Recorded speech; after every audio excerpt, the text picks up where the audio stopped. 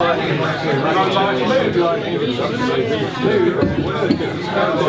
evening. Where's the light? I know. I'll try and find a light in a minute. It gives me great pleasure to introduce the latest wearer of the Bright Shirt Brigade in Christchurch, Alistair. What's wrong with that? Nobody's got a problem with it. I'm obviously the only one in the room.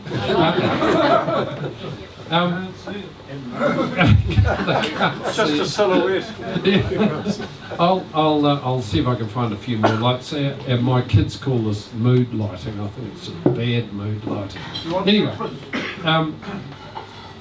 one of the things over the next few weeks, I want us to be looking increasingly at the topics that need to be considered as we put ticks beside people's names in the local body election. And one of the big issues in Christchurch is water. A number of us feel quite alarmed at what's being promoted in Wellington as the solution for New Zealand's water. And I would like to think that we will be getting the politicians that are standing up before the elections promising to do all sorts of things to challenge some of the stuff coming out of Wellington.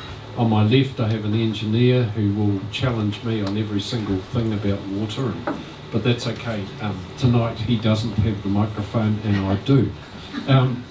So we decided, not for long, we decided that tonight we'd start off and get Alastair Humphrey, the Medical Officer of Health in this area, to talk to us about what is being talked about in Wellington. And my experience with Alistair is if you provoke him with enough good questions, he will then tell you exactly what he thinks personally. So he may not have a job tomorrow. So anyway, put your hands together and welcome Alastair Humphrey. Kia ora tātou. I'm one of the medical officers of health here in Canterbury, the other one being Dr. Raymond Pink. But most of the time during the day I do handle water issues. We do both cover everything, but Raymond during the daytime covers a bit more communicable disease, which also happens at night time when I'm on call, so we cover each other. But I'm going to tell a story about the water in Christchurch. I think the first thing to understand is that we actually have very good legislation here in New Zealand, which was drawn up by somebody called Michael Taylor a long time ago, more than 10 years ago. So our Health Act contains what they call the water provisions. And when those pieces of legislation... There he is. When those pieces of legislation came in more than 10 years ago, effectively we led the world. They referred to what we call the New Zealand Drinking Water Standards, which is what we live by. And those standards were very high standards at the time, and they included things like a water safety plan. At the time it was an optional requirement, but for somewhere like Christchurch they've always produced water safety plans to ensure that our water is completely safe. So that was back in 2007. It's interesting because of all my colleagues, I was probably one of the few that took an active interest in water. I think they thought I was a bit of a joke because I was kind of Dr. Nitrate, Dr. Blue Baby. Excuse me, listen, I'm sorry, but if you took one step back, we'd see you. Or two steps back. Is that? Yeah. Now we can see you.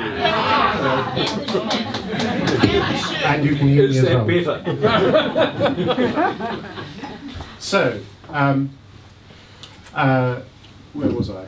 Dr. Nitrate. Dr. Blue Baby. So Dr. Blue Baby. So the point is that there's a system that's been developed under our legislation whereby we've got compliance monitoring and enforcement under the Health Act.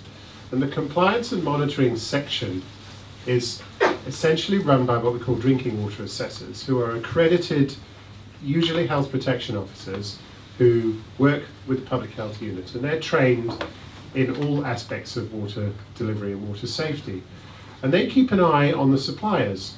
The suppliers, in large part, are city councils around the country. So they deliver the water to your tap, and our drinking water assessors keep an eye on them. And they work very closely with the suppliers.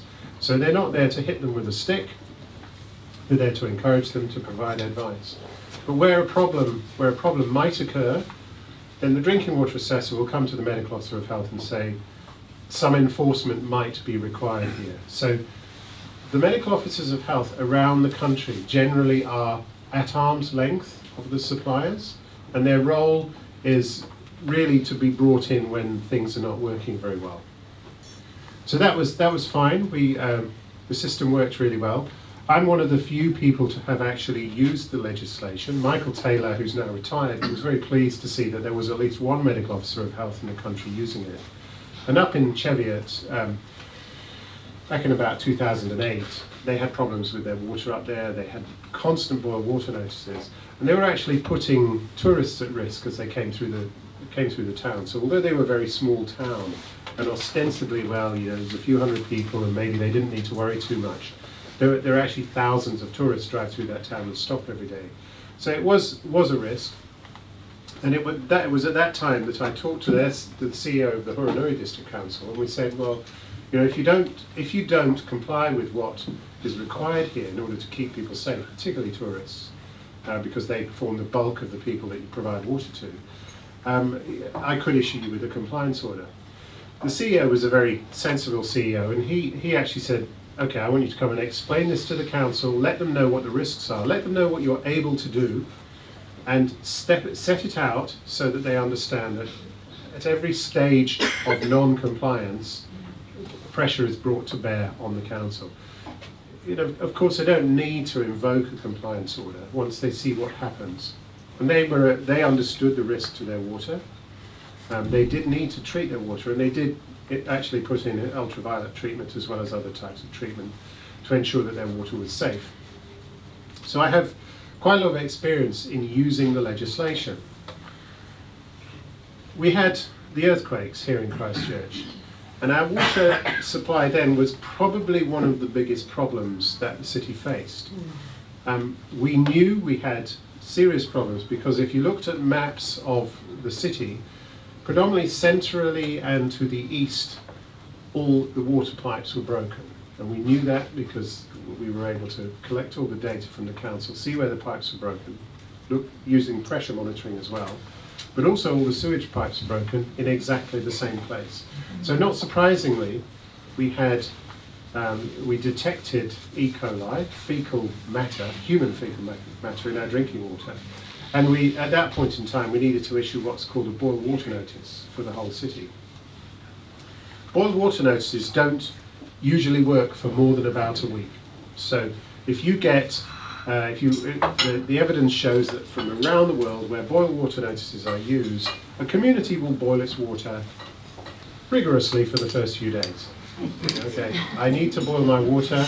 The public health authorities have told me to do so, and you boil it, and you don't have a problem. And then on day 4 you forget, and you don't have a problem, and you don't really worry about it. And on day 5 you might remember, day 6 you forget anything. Oh, I didn't boil it the other day, I didn't have a problem. And then gradually people stop boiling their water.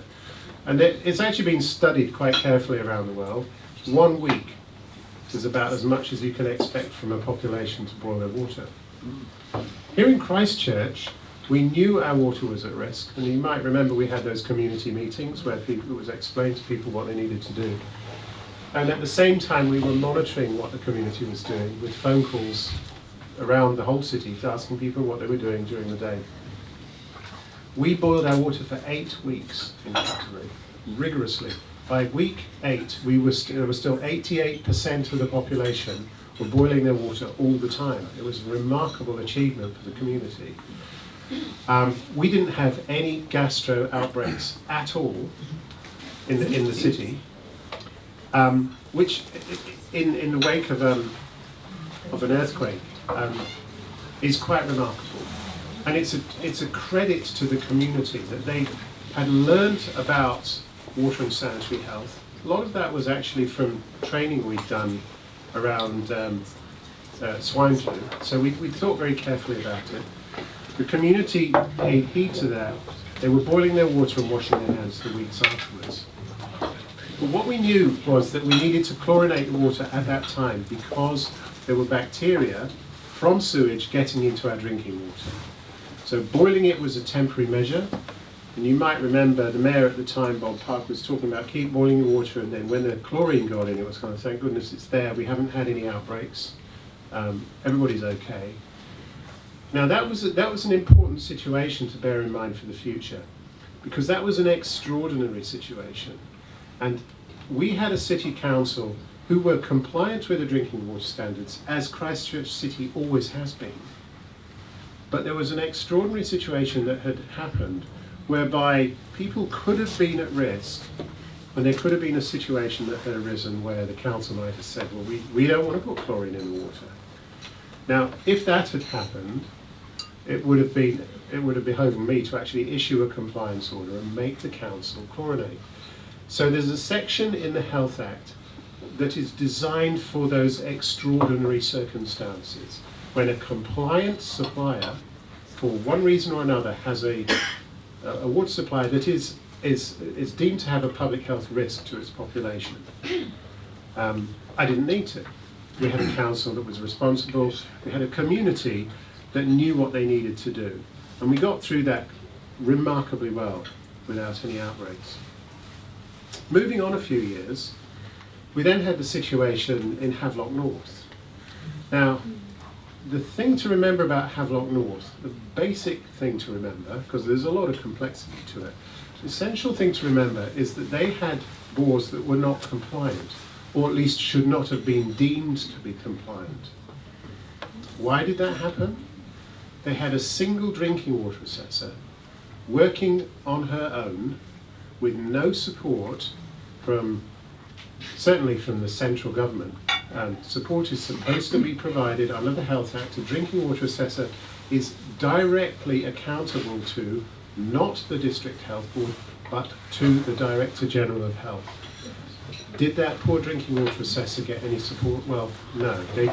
There were mistakes made, that's for sure. But this was one person working on their own in the countryside. They incorrectly deemed a particular bore to be secure when it wasn't. And when it came to the inquiry, everybody throughout the system blamed the person below. It was outrageous, and I was very disappointed in our health leadership at that point, who instead of taking responsibility for the problems that had happened, blamed everybody below them. And it was pernicious and it was toxic, and rightly the Ministry of Health was seriously criticised a year later. And the report, which was in early 2018, said that the Ministry of Health was not just the worst Ministry of Health in New Zealand, nor was it just the worst ministry in New Zealand. It scored as the worst ministry in the whole of Australasia. 2 days later, the Director General of the time, Chai Chua, resigned, not surprisingly. But what happened at Havelock North was related to that poor leadership. Support was not provided to that poor drinking water assessor, who I should say was the only person that resigned. And she went back into teaching for a while. Happily, she's now back enjoying drinking water assessor's job. But for a while, she just said she'd had enough. She got blamed by everybody for something that she didn't have support for. So the Havelock North inquiry looked at an extraordinary situation up north where things had not gone very well. The problem with it was that thereafter, it seemed the whole country was going to be tainted with the same brush, including Christchurch. Now here in Christchurch, we have an exemplary delivery of our water. We have drinking water assessors who work very closely with our city council, who are the providers of the water. When a problem arises, we deal with it as that problem arises, as we did during the earthquake. So where issues have been identified over the years, the city council has on its own dealt with those problems. So moving on a few years, we then had the situation following Havelock North, where below ground wells were deemed to be a risk. And that was a reasonable, from a scientific point of view, that was a reasonable way of assessing the risk. And unfortunately, here in Christchurch, we had a number of below ground wells. At that time, the Christchurch City Council had already put in place a programme to ensure that those wells were going to be made safe. So they had done that quite some time before. But the part 2 of the Havelock report came out, and at that time there was some suggestion, oh well, maybe the council's responding to this. The council wasn't actually. The council already had processes in place to deal with that particular risk. And at that time they said, which was about just over 18 months ago now, the council was faced with a situation where they had to expedite that programme.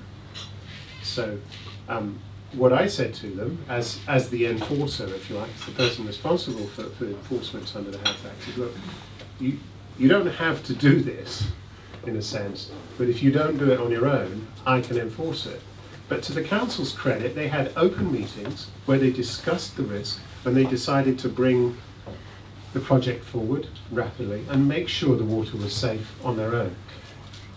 They didn't need any compliance order issued, in other words. At the same time, they agreed that in the interim period, while they made our water safe here in Christchurch, they would chlorinate that water.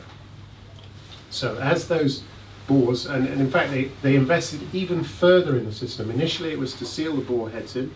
They already had a plan where they were sealing the reservoirs in, but they went beyond that actually, and ultimately decided they would raise all the bore heads above ground at considerable expense to us all, but is what we wanted. We wanted to ensure that we could drink our water without it ever having to be at risk of being chlorinated, and that was the process. Then central government, reviewing the Havelock inquiry, have decided to tighten up on safety around the country. So they have what they call the Three Waters Review, which is looking at source water, storm water, and also drinking water. So they're looking at all this water, different types of water.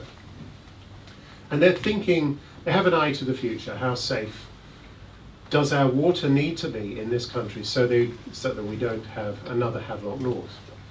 Now, a simple answer might be, well, if you were as safe as Christchurch always has been, with the resource that Christchurch puts in, not just to the delivery of the water, but also we are fairly well resourced in terms of our drinking water assessors here, then you wouldn't have had a problem.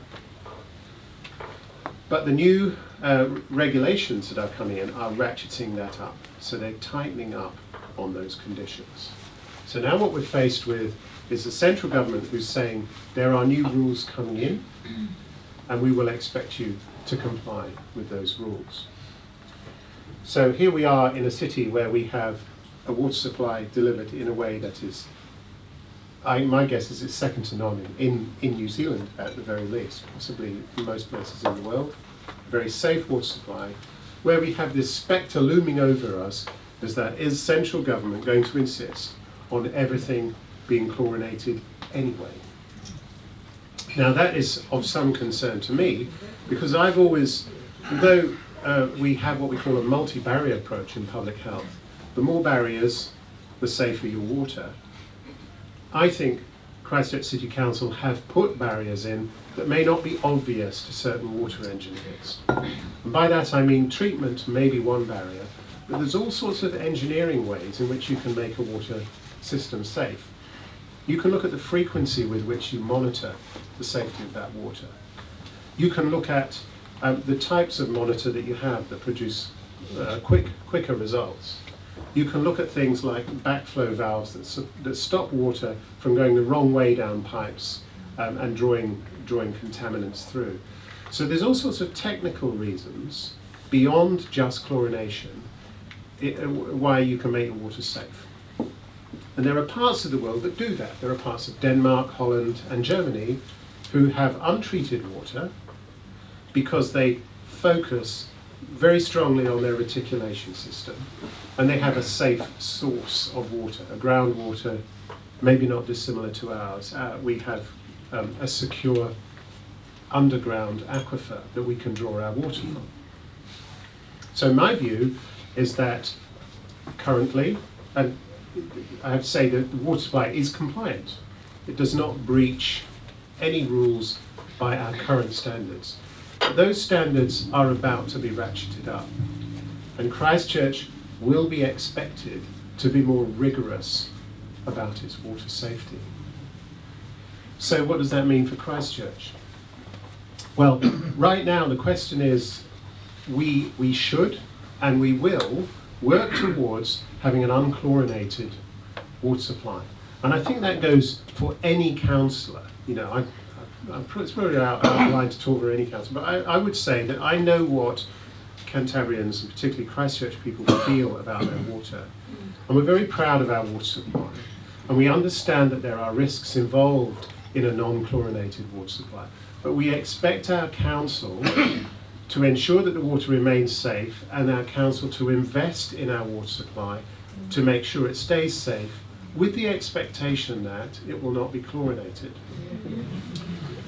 The problem is that we will have, that's a technical problem. It's not really a political problem. And the reason I'm now more hopeful that it isn't a political problem is because the government has accepted that, even though they have said we expect everybody to be chlorinated, that there will be exceptions. And Christchurch, I believe, will be one of those. But it will take investment by us as a community. So part of my role is, as well as being an enforcer in terms of ensuring drinking water is safe, is to advocate on behalf of my community to central government that this community knows what it's doing, that it has a responsible council who, let's face it, took all the right decisions. You know, they weren't afraid to chlorinate 18 months ago when it needed to be done, but they are not going to chlorinate when it's not needed to be done. And as a scientist, I have to support them in that. I do believe in a multivariate approach, but I don't believe in a mandatory chlorination because I don't think it's necessary from a scientific point of view. Not from a political point of view, but from a scientific point of view. It's demonstrably, from different parts of the world, you can keep your water safe without having to chlorinate.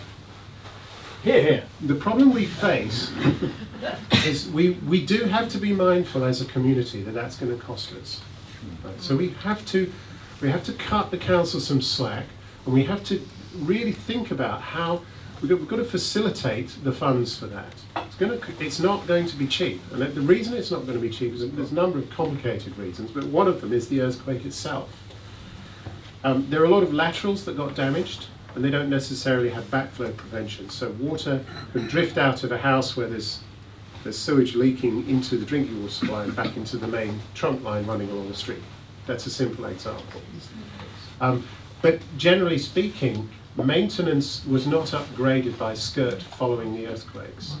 So whereas the council normally would have said, let's upgrade our system constantly, we hit that kind of wall during the earthquake. SCIRT came along and fixed everything as is where is. They put it back to the way it was instead of upgrading it to the way we would normally expect it. So we do have to think about how we're going to fund our improvements. We do want to keep our water safe, but we do have to fund it. Now, our water, relatively speaking, is relatively inexpensive. Untreated water is a bargain. If you can keep it safe, it will always be a bargain, and we must endeavour to do that. The biggest risk for our groundwater is not a short-term risk, in my view. And let's face it, we haven't had transgressions. Occasionally there'll be one minor transgression. By transgression, I mean they find bacteria in the water. But if we look around, look at Christchurch's record, there have been some in the reservoirs, which are up on the hill. They have been fixed. They were caused by cracks and leaks that have been fixed as part of the project. We've had one odd one up in Brookfield's Kainga.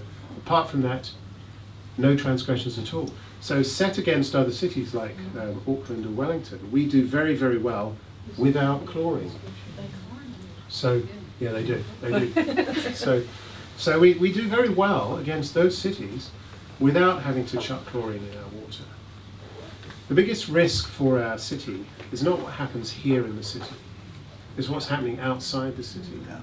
So the risks from nitrates getting into our groundwater, now ECAN have finally accepted that it is a risk. For a long time they dismissed it, but now they've produced a report that shows that the Waimak River in particular the Waimakiriri is a shelved river, so it doesn't draw all the water around it into the river and out to the sea.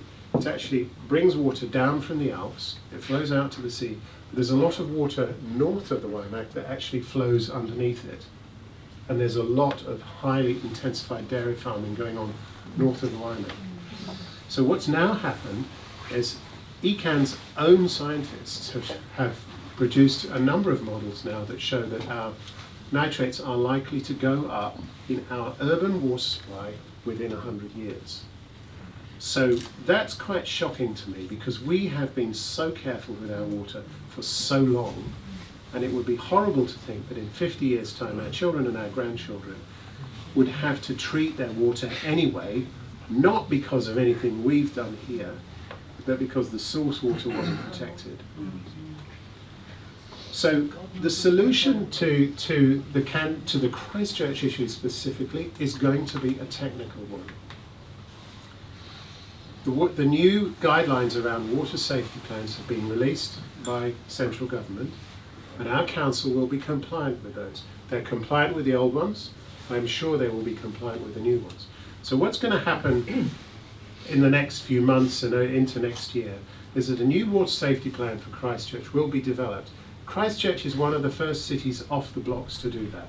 Again, they've shown that they are highly responsible. I'm talking about the council here. They're getting this out quickly. So they're keeping our water safe. And not only are they meeting the standards that we already work on, they're meeting the standards that the new water safety plan framework is asking them to. And they're the first ones to do that. So it's going to be very important that we support the council in that process, but it will be a technical issue. What will happen is the engineers will look at where the risk lies in our city. They will look at those bits that are most highly at risk, and they will deal with those. So one of the advantages we have in Christchurch is we don't have a single supply. We have 56 different pump stations, we've got 170 bores, and we can divide the city up and deal with it section by section. But it will be very technical. It requires basically funding and responsibility. We've got both of those. The big risk lies in the nitrates slowly climbing from things that are happening outside our city. And the most important issue really, and I know Gary's talked about water for this Christchurch City Council, but in terms of what would you ask a candidate, I would say the candidates really, if any of them say it's all or nothing, that's the wrong way to think about it. The risk will be managed as is needed to move towards an unchlorinated supply here in Christchurch. So there will be a period of time when certainly some parts will need to be chlorinated while they're fixing up those areas, just as there will be other areas of Christchurch that don't need any chlorine at all. But the most important question is going to be for our regional council candidates, which is, what are you going to do about our source water? Now, source water is one of the things that is mentioned in the new water safety plan framework. They talk about keeping source water safe, but for this city, it's something that happens outside of the city. It's the rural areas that ultimately are going to contaminate our water. And we need a much tighter control over what's happening outside the city. The ECAN modelling suggested that within 100 years we were going to see nitrates climbing well above half the MAV. At the same time, there has been research coming out of Denmark showing that below half the MAV, that's the maximum allowable value, colorectal cancer, it becomes a risk for colorectal cancer. Now, we've suspected that for quite some time, but the study from Denmark is a particularly good one. It looked at the whole country. It had 2.7 million people involved in the study. It accounted for all the confounders that might complicate it, because of course you can get colorectal cancer from other things. But having adjusted for all those things, it showed that this risk started at a relatively low level. So we cannot assume that our water is going to be safe even at the level that ECAN have done that modelling. So it might not be 100 years, it might be less than 50, because that nitrate is going up. New Zealand does have high rates of colorectal cancer. It also has a high and increasing level of nitrate across the country. Places like Waikato, Canterbury, and Southland also has high rates. So we are putting, I think we may well be putting our people at risk. So we need to do more research into that area. Some people have said, why don't we just cut the maximum allowable value immediately? Well, we cannot do that, and they're not actually doing that even in Denmark. What they're doing in Denmark is waiting for another country to do what they've done, to do the same kind of research. So I'm pleased to say that, as well as the ministry beginning to understand the way that Christchurch works in the delivery of its water, it's also recognising that the big threat is going to be nitrates in the future, and hopefully they will pull together, at least influence the Health Research Council, so that we can get a large project run in New Zealand to replicate what's been done in Denmark. That will either confirm or refute the Danish study. If it confirms it, not only will we understand the risks to our own community, but it will give valuable information to IARC, that's the International Agency for Research into Council, and the World Health Organization, who are waiting for a country like New Zealand to repeat what the Danes have already done. So we'll be contributing to the safety of people all over the world if we do that. But the big question is, it's for regional council candidates rather than the local ones, is what are you going to do about salt water? So I think I've said enough. And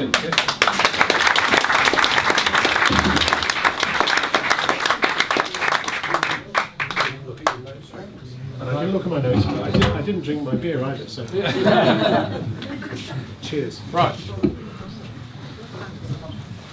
Gary, I'll give Alistair time to get 2 more slooks of his beer down.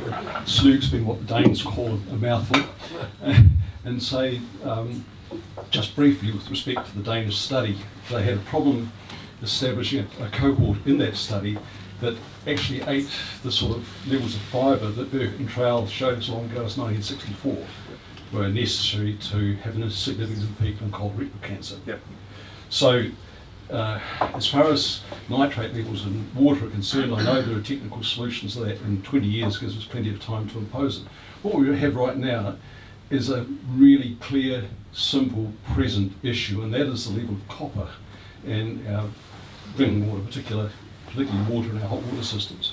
As a result of the chlorination of Christchurch's water supply recently, the speaker at Gary's session some months ago, and I can't remember his name, told us that around 50% of hot water cylinders in Christchurch have formed biofilms that are leaching copper into the hot water supply.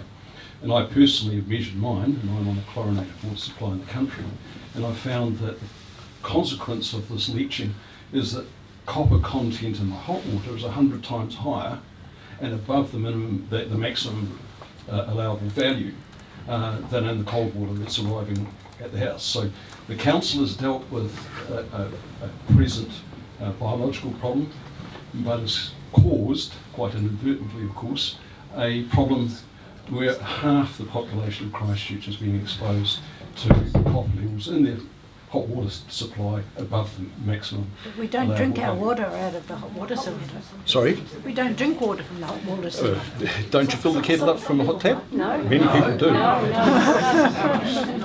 And if you're going to have to boil water, Trained not to. I can't speak for the habits of these fine people here, but I do know that if you've got water supply delivered from your hot tap at that level of copper, that it's an issue that needs looking into right now. And you're wasting a lot of energy if you use the hot water to fill your As kettle. a child, 2 minutes to get through. as a child, I grew up in London, where the water you drink has been passed 7 times before before you drink it, apparently. This is what he used to tell me. And it's highly chlorinated. And we were told, even as small children, never drink water from the hot tap for that very reason. But I do think the important thing is there will be many contaminants. I mean, obviously, copper can actually get into our rivers and cause problems as well from brake bindings. And there has been quite a lot of work to look at reducing that, and I think that's a good idea. Monitoring is an important component of that. Yes. So we want to make sure that people are still, from the tap, at least from their cold tap, are getting water that doesn't exceed any of the MAVs or any of the contaminants.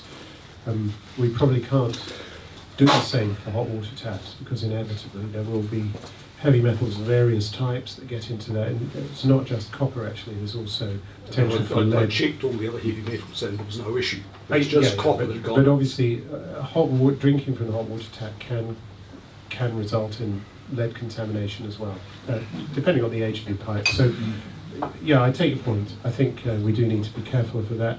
And certainly, the damage to hot water cylinders was something that the experts now tell me there's a scientific reason for that. My plumber, for example, I spoke to him about it. Said, well, did you believe it? He didn't believe it at first, as a lot of us didn't. But he said after he had so many calls for tanks that needed to be fixed, certainly there are reasons why chlorine in what you might call a naive system that's never had chlorine in it before, the pipes will be eaten away. There will be pitting in copper tanks, and they will result in failure of the copper tanks and possibly, as you say, much higher levels of copper in that hot water. Well, the problem is that the pitting continues to grow even when the chlorine's withdrawn because you've established the biofilm protection. Sure. Thanks, Alistair. Do you know whether the ECAN modelers have determined what the effect on Christchurch water would be if the nitrogen was turned off at source? In other words, dairying was stopped in the catchment area of the Waimaka area. And secondly, what are the means of treating nitrate, high concentrated water? And I suppose a supplementary question to that is, I often see people with filtered water in their houses, and I've often wondered how effective that is against all the various things that might be entering the water. Okay. Well, the answer to the first part of your question, which is if they stop today, do they know? The answer is no, they don't. We do know there's a long lag time between nitrates going up and nitrates coming down. What is in the topsoil and what is filtering through is going to be there possibly for decades to come. So we haven't reached peak nitrate yet. It's going to carry on climbing, and that could be for decades. And we need more work to understand that. They've applied some kind of research. They often draw on research in other parts of the country, but the soils are always different. What we do know is it's going to be some time. The sooner we cut back that contamination, the better. And cutting it back using relatively minor means, such as tailoring the amount of nitrates you put on the soil through an overseer, perhaps using nitrogen fixing plants, does not actually really deal to the problem. Nitrogen fixing plants will hold nitrogen in the soil for some time, so it's a temporary stopgap, but ultimately those plants also break down and the nitrogen does go through. So to answer the first part of your question, it's going to be quite some time. In terms of treatment, there's a number of different treatments for nitrogen, and there's some very good work that's come out of the USA where they have, particularly in California, but in some of those western states, they have contaminated their water to the point where they have to treat it. So there's ion exchange mechanisms, resin systems and other things. So they have to take the nitrate out, and then they have to get rid of the byproducts. So it's not as simple as just, well, we've got some clean water, it's kind of what do we do with the rest of it? You've got to put it somewhere. You don't put it back on the ground because it ends up back in the water. So you've got to move it somewhere. So it potentially is very expensive, and depending on how the water is contaminated, if it's just with nitrates, it can be cheaper, but it can be very expensive. So the cheapest would probably be $60 to $100 per person per year. The most expensive will be, they've worked out in the States, is around about $2,000 US a year per person. That's a lot of money for 400,000 people. It's unaffordable for people in New Zealand, so we have to protect our source water. The final question was about the filtration. Yeah. Filtration does not take nitrates out. Boiling does not take nitrates out. Boiling actually concentrates it. So you can't, it's very hard to get it out. Filtration will do, a certain amount for microbial contamination, but it won't do anything for the heavy metal or for salt contamination like nitrate. How about reverse osmosis? Yeah, that's another, that is one way of doing it. Yeah, so reverse or ion exchange. They are expensive systems. Yeah, And a lot of energy to run. Yeah, as anyone will tell you, because out on the Canterbury Plains there are households who for years lived with very safe water without nitrates in it. They are now looking out of their kitchen windows at cows, a sea of cows, and they know where it's coming from. They know where their water is now contaminated. And some of these families have been living there for decades, have never needed to treat their water, and now they're having to buy these very expensive systems that they have to put on their kitchen tap. They can't drink anything else. They'll put it in one place, cost them thousands of dollars. And I can tell you that the farmers are not paying for it. They're paying for it. And we will have to pay for it unless we do something pretty quickly about nitrate contamination. Alistair, you've explained the nitrates coming under the WIMAC, I understand that. What about nitrates from the aquifers to the west on the plains? Well, if you look at the flow diagram of the plains, there are, obviously there's cattle everywhere, but there's a particularly dense cattle north of the WIMAC, but yes, to the west also. I mean, it's not something we can be complacent about anywhere in Canterbury. There are hot spots of heavy nitrate contamination, which we now have to work with our midwives, because the immediate threat is not colorectal cancer, but it's blue baby syndrome. And we now have a system with health pathways, which is what our primary care doctors use, so that when a woman books in for pregnancy, if she's on a private bore and she hasn't tested the water, she needs to test it before the baby's born, and to make sure that baby stays safe. So there are already implications for people on their own shallow bores.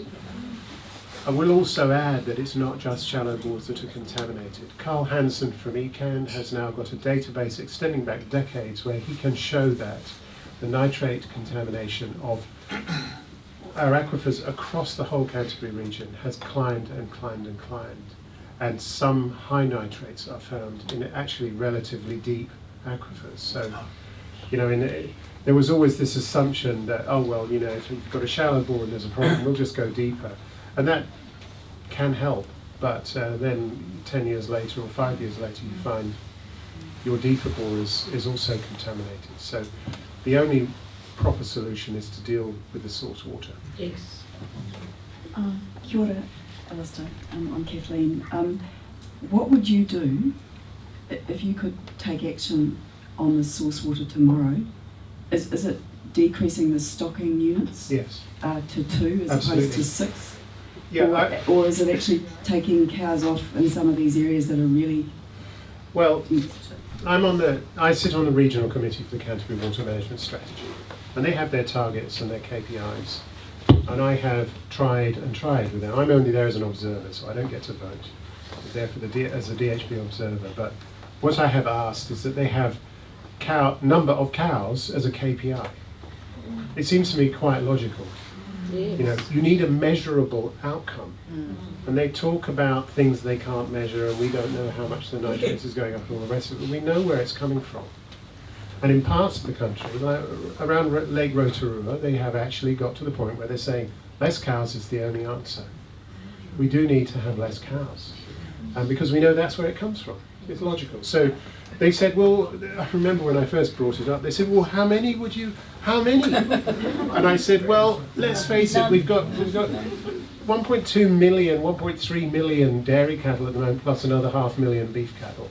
So we've got nearly 2 million cattle in Canterbury alone. So we're not aiming for 1 million dairy cattle, first of all. You know, most of their other targets are relatively arbitrary, but in reality, we have to look for alternatives. Now, water is an enormous resource for the country. You know, $2.4 billion is earned every year from selling milk powder to the Chinese, right? The Chinese people, as far as I'm concerned, lived for thousands of years without milk, so it's not a staple in China even now, which is why we see such massive fluctuations in the revenue of Fonterra. They think, you know, everybody in China is going to have a bottle of milk in their fridge like we do. They will not. It's a luxury for them, and they will have it sometimes, and others, they will not have it. They'll choose not to. So, but we're putting all our eggs in one basket on selling milk powder to the Chinese. A lot of that is, in my view, if you talk to obstetricians or midwives, they're selling it as formula feed, which we would never do. They're peddling it as formula feed. And I've spoken to companies where they've kind of talked about the great wealth that this is generating in New Zealand. And I said, but you know, you're selling this as formula. You would not be allowed to do this in New Zealand. You know, you would be encouraged, in New Zealand we encourage breastfeeding with our mothers. We do not peddle formula feed. And they said, oh yes, but the Chinese like it, don't they? Now, I had some Chinese students staying with me the other day, and I said, what do they teach you about in school? What history? They said, oh, they teach us about the Opium Wars. And I said, yeah, that's good they teach you about that. They don't teach New Zealand kids about that, and they don't teach Fonterra about it. For them to say, hey, you know, they like it, so we give it to them. It's the same as selling opium to the Chinese in the 19th century. So we need to be mindful of what we're doing to other countries. But you know, we also need to look after our own environment and our own people as well. Alistair, does the volume of water that we have coming down the river, coming through the aquifers, make any difference to any of what you've talked about tonight? And I'm thinking of the extraction of the bottling plant, of course. The bottling plant is, bottling plants are drop in the ocean, to be quite frank. If you look at the resource consents for water take in the Canterbury region, there are nearly 400,000 people living in Christchurch right now, and we are 13th on the list. All right? The top two are Meridian and Trustpower. And the reason they have to apply for a take is because it runs through their turbines. They don't use it, it just goes through the turbines. But all the others, between number 2 and number 12 or 13, which is Christchurch City, are irrigators. Us 400,000, we are consented to take 75 million cubic meters of water a year. We don't use anything like that, thank goodness. We probably less than 60 million. The Central Plains Water Scheme alone is consented to take 600 million cubic meters. Central Plains Water takes 10 times what the whole of Christchurch uses every year. It's remarkable. It takes 10,000 litres of water to make a single kilo of milk powder. And if you look on the University of Trieste in Holland, they have you've heard of carbon footprints. So they have water footprints. So you can say, well, how much water does it take to make a pint of beer, or even the glass that it's in? You can look that all up. And it takes 10,000 litres. And the poor farmer has to get up at 3 o'clock in the morning and milk his cows. What does he get? At the moment, it's about between $6 and $7 for a kilo of milk solids. Well, I mean, it's not rocket science to kind of think, well, what if I sold those 10,000 litres at the same price that Cloud Ocean Water was selling it? You get it's $3 a litre, it's $30,000. For what the farmer gets, $7 for it in a good year. So I think we should expect our primary industries to think more carefully about how they add value to the water in the ground. There are other ways. and we mustn't put all our eggs in one basket. Fonterra's 800 million in the red, and it's going to get worse. And it's not going to do any of us any good. Alistair, is there any interest from central government in halving the numbers of cattle on the cows and cattle on the plains? I mean, we're screwed, aren't we? I don't see it from them, but I do think we have, at least we have an elected regional council again. So there will be councillors who are mindful of what the effect those cows are having on our environment. I know you've had some here giving talks. So I think governments tend to respond to kind of money talks with governments. GDP, they think about it quite a lot. We have a government at the moment who probably thinks broader than that, which is a good thing. But I don't see anybody, even in that government, talking about, well, let's cut cows. It just doesn't happen, does it? Well, maybe it doesn't. I mean, they have actually talked about leaving oil in the ground, which was a very brave thing to say. I mean, that was basically foregoing money for the environment and a better quality of life for our community. So maybe they will get round to it, but I haven't seen it at the moment. But I remain hopeful that they will assist farmers to look for other ways to make money other than selling milk powder. That would be the way, yes. Lynn. I'd just like to bring the topic back to the original one of the new proposals about how water should be managed in New Zealand. Globally, as pressures on water supplies are increasing, and there's been a lot of research, particularly during the 10-year drought in Australia, looking at the models by which we run water systems, which have become much more progressively a user-provider split, where the supplier takes a very technological engineering type approach, and it's our job to supply it, don't you worry your head about it, we'll supply however much you need. And the user becomes disconnected with the supply system, just turns on a tap, doesn't have to worry about whether there's water in the dam, what the system is that's protecting that water system. And so in some places they are looking more at having a more co-managed system, or one where the users are somehow more connected to knowing the state of their supply, having a say in how that supply is managed, all those sort of things. My very brief look at what the government's proposing seems to be going in the opposite direction of becoming more engineered, technical, we're in control, don't you worry your head about it, and you just sit there blindly consuming. The trouble with that model is that it basically encourages excessive consumption, and we end up accelerating the pace by which we run out of good water. Yeah, I agree. I will, however, say that the new framework for the water safety plan encourages community input into those plans. So the suppliers, in this case City Council, are seeking input into the development of those plans. So there are workshops where community representatives are involved in the process. I do think there is a very strong argument for having some kind of local oversight as well as national oversight, because they keep talking about the Scottish model, which is Scotland's about the same size as New Zealand in terms of population. But actually, every supply is different, and at the very least we now have central government acknowledging that there will be exemptions to their rigour. They'll talk about, well, if you can show that your water does not need chlorination, then that will be acceptable. And that's a good thing. They're accepting that there's regional differences around New Zealand. And I actually think that the Health Act, as we have it right now, was very well designed, and the regional oversight, or the local oversight that we've got, is an important part of that. I think you're right. I think if we get engineers running everything, they won't have a mind to both the environmental and the health effects of water. But also, if it's run from Wellington, they'll lose that local touch, which is very, very important. It's important to understand your supply.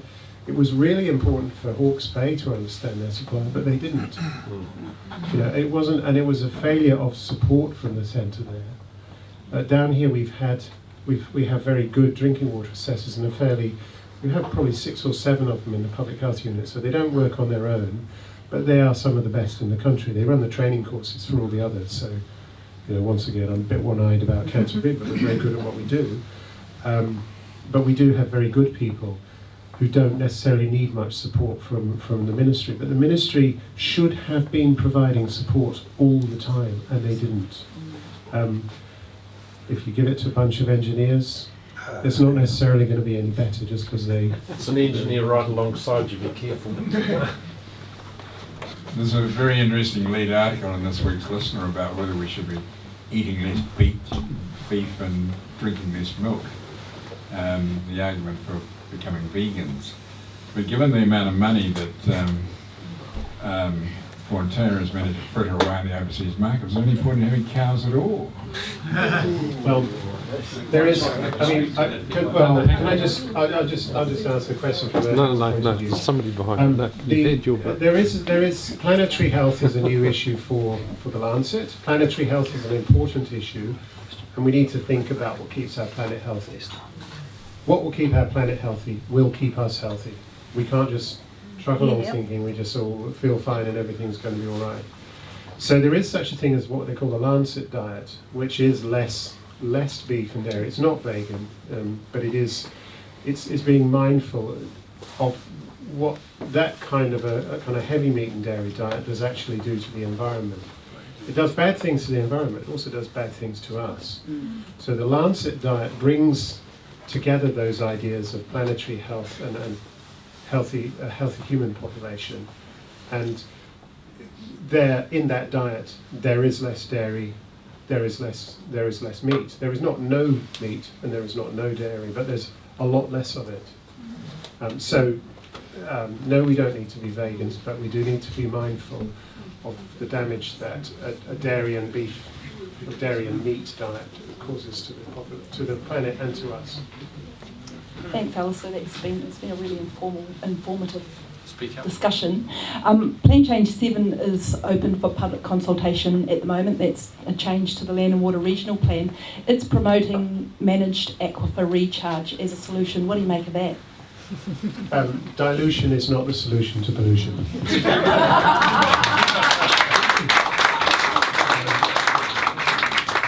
And even the engineers who designed that, who are very good engineers, have said that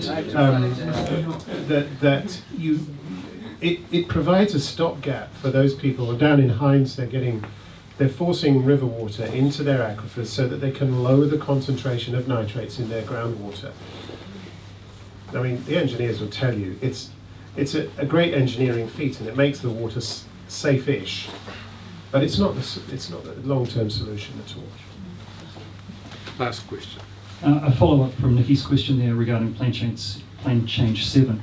Should the Regional Council be taking a precautionary approach when it comes to nitrates in water, particularly in reference to protecting stogofauna at low concentrations, being the canary in the coal mine, so to speak? Absolutely, they should. We should apply the precautionary approach in many things, but that's one in particular that we should do. Thank you, Alistair. One of the things that came to mind that I'd like to ask before I say thank you, what's to stop the people of Canterbury identifying the areas where the nitrates are leaching in and purchasing that land and taking the stock off it? Money? Well, it may be cheaper to do something like that than actually have to treat it. You could try and do that, but if you talk to Carl Hansen or the other hydrogeologists, the problem is that the leaching is in many different parts. So you might buy that bit of land and find that it's coming in from somewhere else. It's coming in to our urban supply, and it's. What do we do? Do we buy? Where do we buy? You know, if we were to say, we do have a recharge zone that we try and protect from contaminants, which is to the west of the city. but that's not enough to protect us from nitrates. So it probably wouldn't be a very realistic solution. I suppose you can only be an old socialist to have a thinking like that. But anyway, I was just thinking as I was listening to the questions, I think we had more PhDs questioning than per square metre than anywhere else in the town at the moment. But it was really interesting to have very interesting questions and intelligent answers. And that's something that That's always the case, Gary. Yeah, not always. Graham, not always. But I think it's really great to have a public servant who is a superb public servant. And he,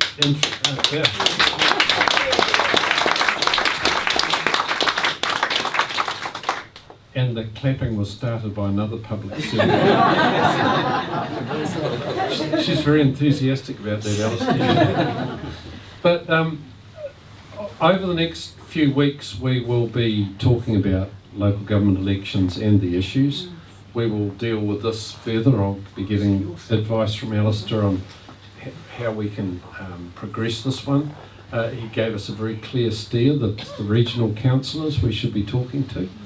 We had Lan Pham here a few weeks ago, and she was superb. But the issues she was pushing, they lost at the vote, and she was in the minority, unfortunately. But we've got to actually make sure that we put the right sort of regional councillors there who are going to understand the scientific arguments. Now, there is a public meeting tomorrow, so maybe you can. While we're on the subject, we're starting local candidates forums at 878 Avonside Drive tomorrow. We're starting with ECAN. So tomorrow we've got this Christchurch Central and Christchurch Eastern candidates coming. So, come along and make it count. It's 11:45 to 1:45. And we've got the Honourable Margaret Austin, she's going to be our MC. So, so do come along, please, and ask the questions. 878 Avonside Drive. It's the old Methodist Church on Avonside Drive. 2 weeks. So if anyone knows of any other public meetings that about... There's one at the Phillipstown Hub, but I don't have the date. If you let me know, I'll publish it. Gary, you know about Megan Woods letting out this red zone plan? When's that? On Friday morning at 9:30, the corner of Avonside Drive and Morris Street. Okay, everyone hear that one? Okay, well... Canterbury Hospital Board Forum the following Wednesday, same time, same place. Good on you, Betty. Right, okay. So Alistair, thank you so much for coming. It was just terrific. I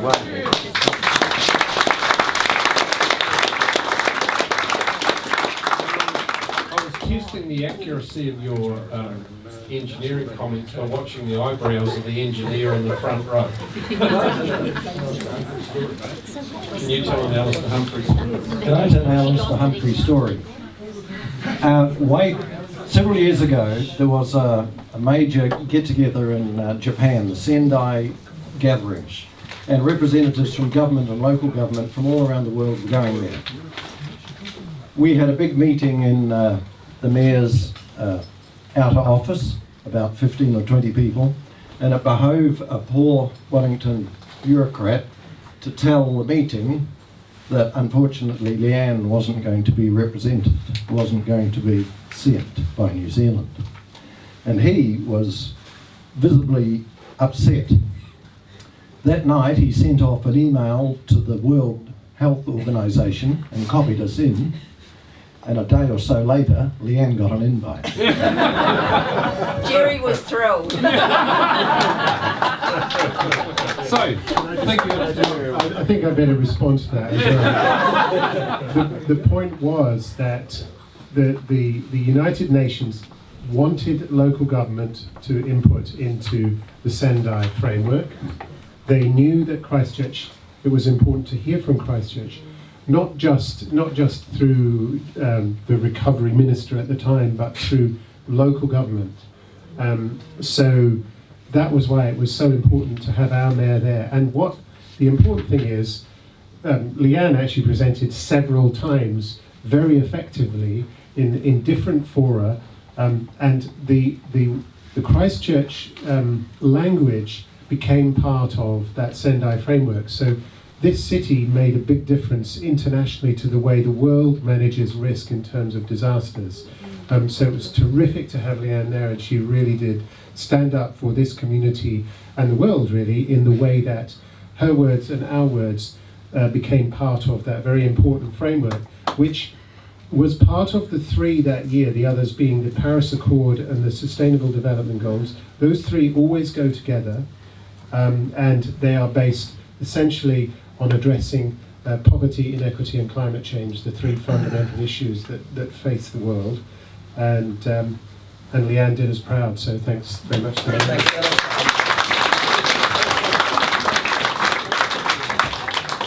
So Her Holiness is going to buy you a beer. Thank you very much.